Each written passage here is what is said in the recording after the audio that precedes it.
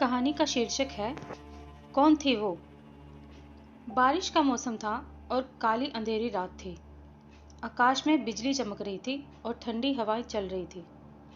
मनीष अपने खेत में आराम से खाट के ऊपर सोए हुए थे।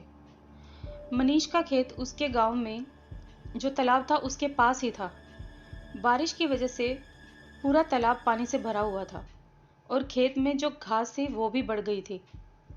खेत में उसने भैंसों को भी बांध रखा था। उस खेत में आम के बड़े बड़े पेड़ थे। इतने अंधेरे में आम के पेड़ों की डालियां हवा की लहर से लहराती हुई बहुत ज़्यादा डरावनी लग रही थी। अचानक भैंसों ने चिल्लाना शुरू कर दिया।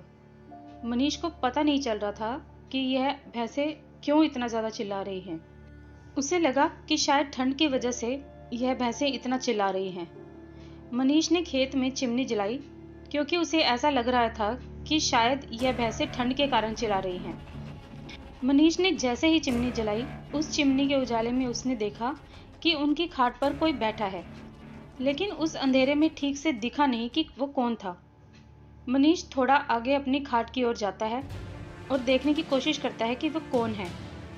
थोड़ा आगे जाकर देखने पर उसे इतना पता चल गया कि वह कोई स्त्री है, लेकिन अभी भी उसको ये नहीं पता चला कि आखिर वह स्त्री कौन है। इतने अंधेरे में मनीष को डर लग रहा था। डर की वजह से उसका शरीर भी कांपने लगा था। ऊपर से आकाश में बिजली भी बहुत जोर से कड़क रही थी और उस समय का जो वातावरण था वो बहुत ज़्यादा डरावना लग रहा था। मनीष वैसे तो बहुत बहादुर था, लेकिन आज उसे भी डर लग रहा था। लेकिन उसे ये भी पता था कि डरने से कुछ नहीं होगा, इसलिए उसने डरने की जगह इस परिस्थिति का सामना करने का तय किया। मनीष ने एक बड़ी सी लकड़ी अपने हाथ में ली और वो थोड़ा आगे खाट के पास गया। वो खाट के पास जाकर गुस्से से बोला, कौन हो तुम? तुम्हें क्या लगता है मैं तुमसे डर जाऊंगा? सच तो ये था कि मनीष को बहुत ज़्यादा डर लग रहा था। उसका ये गुस्सा देखकर वो स्त्री खड़ी हुई और बोली, क्या तुम्हें सच में मुझसे डर नहीं लग रहा? मनीष ने थोड़ी हिम्मत दिखाई और कहा, चली जाओ यहाँ से, वरना यह तुम्हारे लिए अच्छा नहीं होगा। वो स्त्री बोली, अब तुम मुझे मेरे ही घर से निकालेगा? यहाँ पर तो मैं कई वर्षों से रह रही हूँ। यहाँ तक कि मेरा बचपन भी यहीं गुजरा है। यह ही मेरा घर है।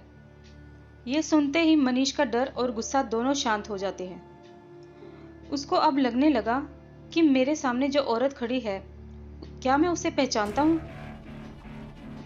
और वो यही सोचता रहा कि आखिर ये औरत है कौन। अचानक मनीष को याद आ जाता है कि ये तो सुंदरा है। सुंदरा मेरी बड़ी बहन। बचपन में मैं और सुंदरा साथ में ही खेलते थे और साथ साथ ही खेत में काम भी किया करते थे। अब मनीष को पूरी बात समझ में आ गई। यह सुंदरा के बचपन की बात है। जब सुंदरा 12 साल की थी, तब वो इसी खेत में एक दिन कुछ बच्चों के साथ खेल रही थी और वो खेलते खेलते पेड़ की एक डाली से दूसरी डाली पर छलांग लगा रही थी। सुंदरा जिस डाली पर बैठी थी वो डाली अचानक से टूट गई और सुंदरा मुंह के बल नीचे गिर गई। ये सब देखकर बच्चों ने चिल्लाना शुरू कर दिया। बच्चों की चिल्लाने की आवाज़ सुनकर गांव के बड़े लोग भी वहां पर पहुंच गए और सुंदरा को तुरंत उठाकर हॉस्पिटल ले गए। किंतु जब तक वो हॉस्पिटल पहुंचे तब तक काफ़ी देर हो चुकी थी और सुंदरा की मौत हो चुकी थी।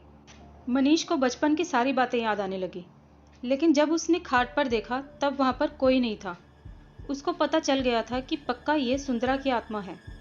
दूसरे दिन उसने सारी बात गांव वालों को बताई।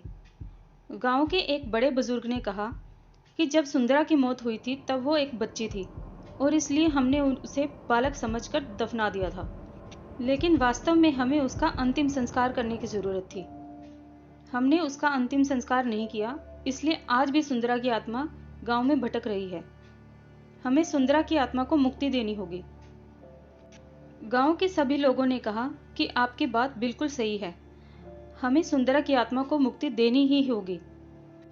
ये सब बातें सुनकर मनीष तुरंत ही सुंदरा को जहां दफनाया था वहां के लिए निकला और सुंदरा के शव का अग्नि संस्कार किया और उसकी आत्मा को शांति दिलाई। इसके बाद फिर कभी भी सुंदरा की आत्मा किसी को गांव में दिखाई नहीं दी। अगर आपको यह कहानी पसंद आई हो तो अपने दोस्तों के साथ शेयर करें मेरे चैनल को सब्सक्राइब करें और इस वीडियो को लाइक करें। धन्यवाद।